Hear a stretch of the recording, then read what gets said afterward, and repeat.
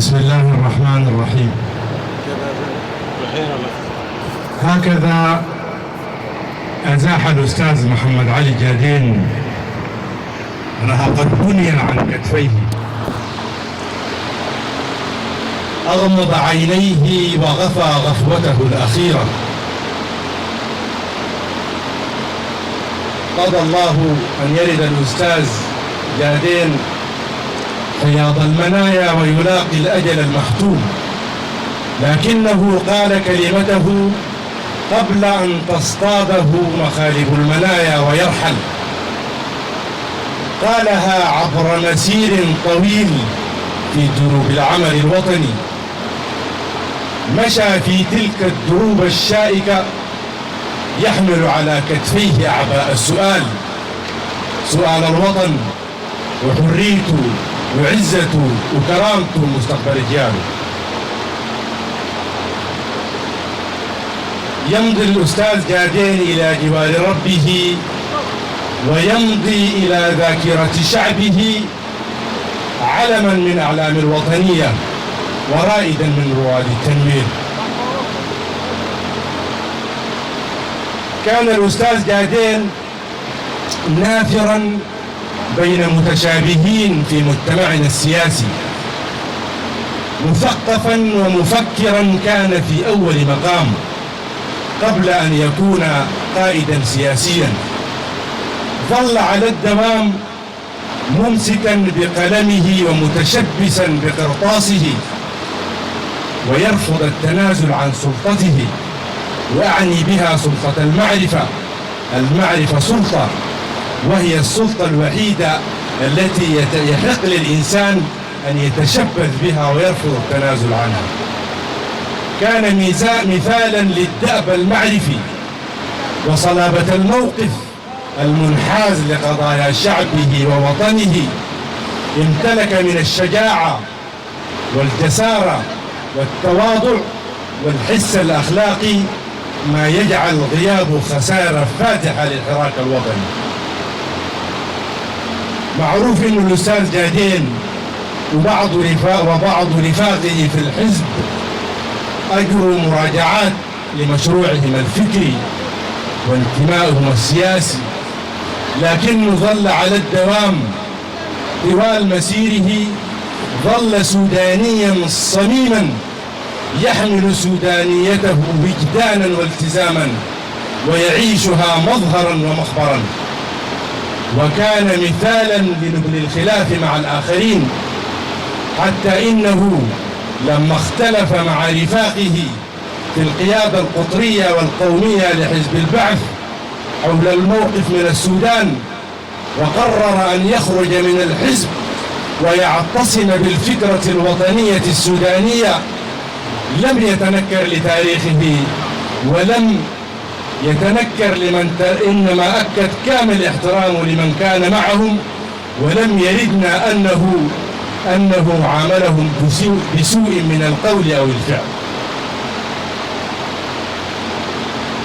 ربما كانت الأصداف البحرية أشد تماسكا وصلابة من الأجساد البشرية، لكن الذي لا شك فيه أن الأصداف أشد وفاء من الجسد البشري، لأن الأصداف تحمل الآلئة التي بداخلها، لكن الجسد لا يؤتمن على الروح فيخذلها في لحظة ما.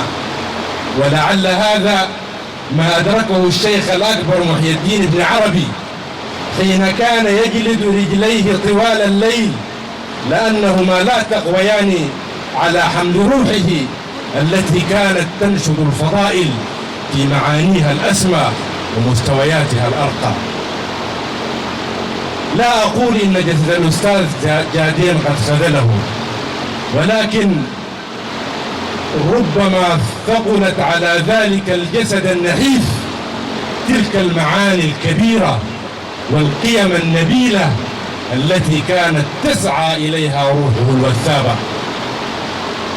ربما كان الأستاذ جادين بحاجة كالجسد الذي وصفه الشاعر لوركا في رثائه لمصارع الثيران مخياس عندما وصفه بأنه كالنهر في تدفقه، ولذلك كان موته أشبه بموت جماعي مع أنه كان فردا واحدا.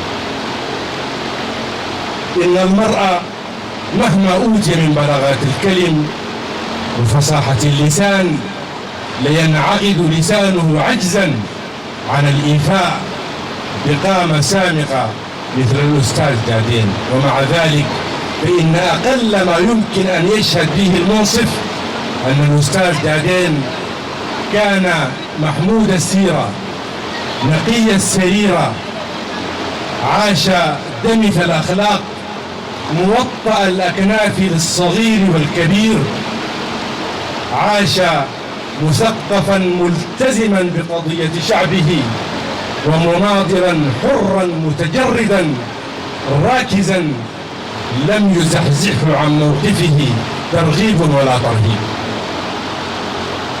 مضى الأستاذ جادين إلى رحاب ربه، ولما يتحقق حلمه في عبور شعبه إلى وطن الحرية والكرامة والعدالة والحياة الكريمة. إننا ندعو من هنا، ندعو كل شركائنا في قوى المعارضة أن يتساموا فوق الشجون الصغرى، وأن يعتصموا بوحدتهم باعتبارها مصدر القوة، ولكن في نفس الوقت يجب أن نقول أن الوحدة لازم تكون على أسس واضحة.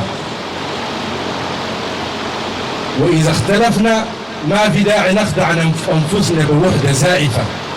من الخير لنا ولأحزابنا ولشعبنا ولقضية التغيير إذا اختلفنا في مسائل أساسية أن نفترق بإحسان. مشكلة أو قضية زي قضية نداء السودان بعضنا بيروا فيها إنجاز كبير واختراق ومنصة كبيرة لوحدة قوى المعارضة، بعض آخر بيراها خيانة وصنيعة من المجتمع الدولي لإنجاز التسوية. دي الرؤيتين مختلفتين، اختلاف الرأي لا يفسد الود القضية، لكن في الحالة دي لابد أن نفترق بإحسان عشان ما نكون متشاكسين، لا نصنع شيئا غير الاجتماعات في الغرف المغلقة والبيانات المضادة.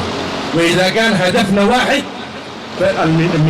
النضال واسع، نشتغل جميعا وحنلتقي في لحظة ما، لكن لابد من مواقف واضحة. أنا باسم حزب المؤتمر السوداني أعبر عن عظيم الحزن وعميق الأسى على فراق الأخ جادين، لكن العزاء أنه بسيرته النضالية وبعطائه الفكري سيظل حاضرا بيننا، سيزداد سطوعا كلما أوغل في الغياب، وسيظل في رقدته الأبدية قريبا من نبض الوطن.